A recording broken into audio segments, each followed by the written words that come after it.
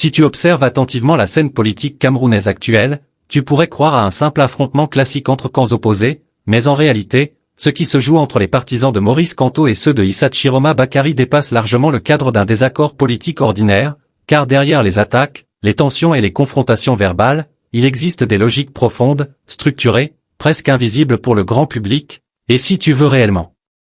comprendre pourquoi ces deux camps se déchirent avec une intensité particulière, alors il faut abandonner la lecture superficielle des événements et entrer dans une analyse froide, méthodique, où chaque prise de position, chaque déclaration, chaque réaction devient un indice dans une mécanique beaucoup plus vaste, une mécanique où les enjeux ne sont pas seulement idéologiques mais stratégiques, et où la lutte ne concerne pas uniquement le présent mais surtout le futur du pouvoir au Cameroun. Car ce conflit n'est pas né du hasard, il s'inscrit dans une recomposition progressive du paysage politique, une recomposition où les lignes traditionnelles entre opposition et pouvoir deviennent de plus en plus floues, et c'est précisément dans cette zone grise que naissent les tensions les plus violentes, parce que lorsque les repères classiques disparaissent, les acteurs cherchent à redéfinir leur position, à sécuriser leur base, à imposer leur lecture de la réalité, et dans ce processus, toute divergence devient une menace potentielle. Il faut comprendre que les partisans de Maurice Kamto se perçoivent comme porteurs d'une rupture, d'un changement nécessaire face à un système qu'ils jugent verrouillé, alors que ceux d'Issa Chiroma Bakary évoluent dans une logique différente, une logique de participation au pouvoir, d'influence interne, de gestion pragmatique des équilibres, et c'est cette différence fondamentale de posture qui crée une incompatibilité structurelle entre les deux camps, car d'un côté, tu as une base militante qui valorise la contestation, la mobilisation et la remise en cause du système, et de l'autre, une base qui valorise la stabilité, l'accès aux ressources de l'État et la capacité à peser de l'intérieur, et lorsque ces deux visions se rencontrent dans un contexte politique tendu, le conflit devient presque inévitable, mais cette explication reste encore insuffisante, car elle ne prend pas en compte un élément central, la lutte pour la légitimité, car au-delà des positions politiques, chaque camp cherche à s'imposer comme le véritable représentant du peuple camerounais, comme la voix la plus crédible, la plus audible, la plus capable d'incarner l'avenir, et cette bataille pour la légitimité est particulièrement intense dans un contexte où la succession de Paul Biya reste incertaine dans sa forme mais inévitable dans son principe, car dès lors que la question de l'après-Biya se pose, même de manière implicite, tous les acteurs politiques commencent à se repositionner, à recalibrer leur discours, à élargir leur influence, et dans cette dynamique, les alliances deviennent fragiles, les rivalités s'exacerbent, et les lignes de fracture se multiplient. Il faut également intégrer le rôle des perceptions, car dans ce type de conflit, ce que les partisans croient est souvent plus important que la réalité objective. Les militants de Kamto peuvent percevoir Chiroma comme un acteur du système, voire comme un prolongement du pouvoir en place, ce qui alimente une méfiance structurelle, tandis que les partisans de Chiroma peuvent considérer Kamto comme une figure trop radicale, incapable de gérer les contraintes réelles du pouvoir, et donc potentiellement dangereuse pour la stabilité du pays, et ces perceptions, qu'elles soient fondées ou non, structurent les comportements, elles influencent les discours, elles alimentent les tensions, et elles rendent toute tentative de rapprochement extrêmement difficile, car il ne s'agit pas seulement de divergences politiques, mais de visions du pays profondément opposées, et à cela s'ajoute un autre facteur déterminant, la compétition pour l'espace médiatique et numérique, car aujourd'hui, une grande partie de cette confrontation se joue en ligne, dans les réseaux sociaux, où les partisans des deux camps s'affrontent quotidiennement, produisant des narratifs, amplifiant des polémiques, construisant des images parfois déconnectées de la réalité, et dans cet environnement, la radicalisation devient presque mécanique, car les algorithmes favorisent les contenus les plus clivants, les plus émotionnels, ce qui pousse chaque camp à durcir son discours pour exister, pour mobiliser, pour ne pas être dépassé, et cette dynamique crée un cercle vicieux, où plus les tensions augmentent, plus elles génèrent de contenu, et plus ce contenu renforce les tensions, et dans ce contexte, les leaders eux-mêmes peuvent se retrouver dépassés par leur base, contraints d'adopter des positions plus dures pour ne pas perdre leur crédibilité, ce qui complexifie encore davantage la situation, car le conflit ne se limite plus aux élites, il devient un phénomène de masse, diffus, difficile à contrôler. Il faut aussi analyser la dimension stratégique de cette confrontation, car au-delà des affrontements visibles, chaque camp teste en réalité sa capacité de mobilisation, sa force d'influence, sa résistance face à la pression, et ces tests ne sont pas anodins, ils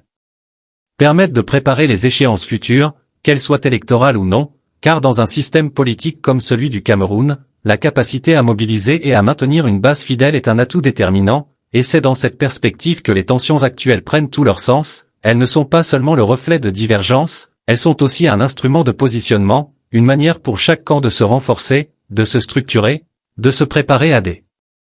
Scénario futur où la compétition pour le pouvoir pourrait devenir encore plus intense, et lorsque tu combines tous ces éléments, divergence de posture, lutte pour la légitimité, perception antagoniste, influence des réseaux sociaux, enjeux stratégiques liés à la succession, tu comprends que ce conflit est beaucoup plus profond qu'il n'y paraît, qu'il ne peut pas être résolu par un simple dialogue ou une alliance ponctuelle, car il est enraciné dans des logiques structurelles, dans des visions opposées du pouvoir et du pays, et tant que ces logiques resteront incompatibles, les tensions entre les partisans de Maurice Kamto et ceux d'Issa Chiroma Bakary continueront de se manifester, parfois de manière visible, parfois de manière latente, mais toujours avec cette intensité particulière qui caractérise les affrontements politiques dans les périodes de transition, des périodes où tout devient possible, mais où rien n'est encore décidé, et c'est précisément dans cette incertitude que les conflits les plus révélateurs émergent, car ils exposent, sans filtre, les fractures profondes d'un système en recomposition. Dans la continuité de cette dynamique où les tensions entre les partisans de Maurice Kamto et ceux de Issa Chiroma Bakary apparaissent comme le produit de logiques structurelles profondes, il devient indispensable d'examiner un élément que beaucoup sous-estiment ou abordent de manière trop simpliste, à savoir le rôle indirect mais déterminant du système en place dans l'entretien, l'amplification ou même la canalisation de ces divisions, car dans un environnement politique comme celui du Cameroun, il est extrêmement rare que des fractures aussi visibles et persistantes soient totalement indépendantes des équilibres du pouvoir central, non pas nécessairement dans une logique de manipulation directe et permanente, mais plutôt dans une logique d'opportunité stratégique, où toute division au sein des forces potentiellement concurrentes devient un facteur de stabilisation pour le régime, et pour comprendre cela, il faut revenir à la nature même du système construit autour de Paul Biya, un système qui repose sur la maîtrise du temps politique, la gestion fine des élites et surtout la capacité à éviter toute coagulation d'une opposition unifiée capable de représenter une alternative crédible, ce qui signifie que l'existence de plusieurs pôles concurrents dans l'espace politique n'est pas seulement une réalité, mais aussi une condition de fonctionnement, et dans ce cadre, la rivalité entre les camps Kamto et Chiroma devient presque fonctionnelle, car elle empêche la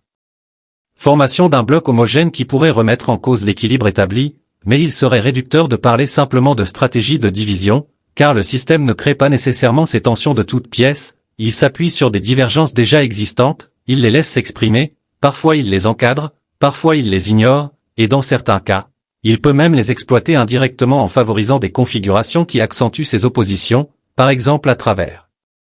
des nominations, des accès différenciés aux ressources ou une visibilité médiatique sélective, et ce type de gestion subtile permet de maintenir un certain niveau de compétition entre les acteurs politiques sans que cette compétition ne se transforme en menace systémique. Il faut également analyser le rôle des relais médiatiques, qu'ils soient traditionnels ou numériques, car dans un contexte où l'information circule de manière fragmentée et souvent polarisée, chaque camp construit son propre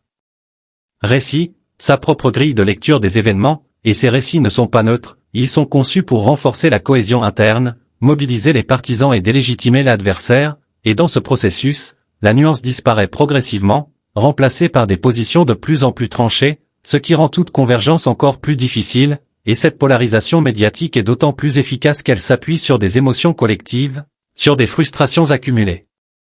sur des attentes déçues, ce qui transforme un désaccord politique en affrontement identitaire, où chaque camp se perçoit non seulement comme différent mais comme opposé de manière irréconciliable, et c'est dans ce contexte que la question de la succession de Paul Biya agit comme un catalyseur silencieux, car même si elle n'est pas toujours explicitement au centre des discours, elle influence en profondeur les stratégies de chaque acteur. Les partisans de Kamto voient dans cette échéance une opportunité historique de rupture, un moment où une mobilisation forte pourrait permettre un basculement, tandis que ceux de Chiroma peuvent adopter une lecture plus pragmatique, considérant que toute transition devra nécessairement passer par une forme de continuité ou de compromis avec le système existant, et cette divergence d'analyse sur la nature même de la transition à venir renforce les tensions, car elle implique des stratégies incompatibles, l'une basée sur la confrontation, l'autre sur l'adaptation, et aucune des deux ne peut facilement intégrer l'autre sans perdre sa cohérence interne. Il faut aussi prendre en compte la dimension des ambitions individuelles, car derrière les camps et les idéologies, il y a des trajectoires personnelles, des calculs, des projections, et ces ambitions peuvent parfois entrer en collision, même lorsque les discours publics semblent converger, car dans un environnement où les opportunités de pouvoir sont limitées, chaque acteur cherche à maximiser ses chances, à sécuriser sa position, à éviter d'être marginalisé, et cette compétition latente alimente les tensions visibles, elle pousse les partisans à défendre leur leader avec plus d'intensité, à attaquer les autres avec plus de virulence, car chaque affaiblissement de l'adversaire est perçu comme un avantage stratégique, et cette logique est amplifiée par l'incertitude, car tant que le calendrier de la transition reste flou, les acteurs sont incités à maintenir une pression constante, à occuper l'espace, à ne pas laisser de vide qui pourrait être exploité par d'autres, et dans ce contexte, les alliances deviennent extrêmement difficiles à construire et encore plus difficiles à maintenir, car elles nécessitent un niveau de confiance qui est rarement présent dans un environnement aussi compétitif, et même lorsque des rapprochements semblent possibles, ils sont souvent fragiles, conditionnés, susceptibles de se rompre au moindre déséquilibre, ce qui explique pourquoi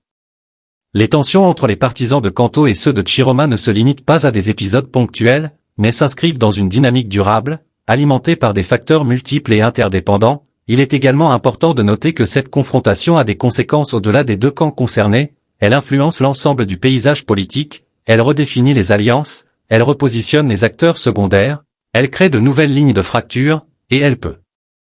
même affecter la perception du public vis-à-vis de la classe politique dans son ensemble, car face à des divisions aussi visibles, une partie de l'opinion peut développer une forme de scepticisme, voire de désengagement, ce qui constitue un enjeu majeur pour tous les acteurs, car la légitimité politique repose aussi sur la capacité à mobiliser et à maintenir la confiance, et dans un contexte de fragmentation, cette capacité est mise à rude épreuve, ce qui renforce encore l'importance stratégique de chaque confrontation, car au-delà de l'affrontement immédiat, il s'agit aussi de construire une image, de s'imposer comme une force crédible, cohérente, capable de gouverner, et c'est précisément sur ce terrain que les deux camps cherchent à se démarquer, en proposant des visions différentes, des méthodes différentes, des récits différents, et tant que ces récits resteront incompatibles, la confrontation continuera, non pas comme un accident, mais comme une composante normale d'un système en mutation, un système où les équilibres anciens se fragilisent progressivement, où de nouvelles dynamiques émergent, et où chaque acteur tente de s'adapter, de survivre et, si possible, de dominer, dans une configuration encore incertaine mais déjà profondément structurée par les tensions actuelles.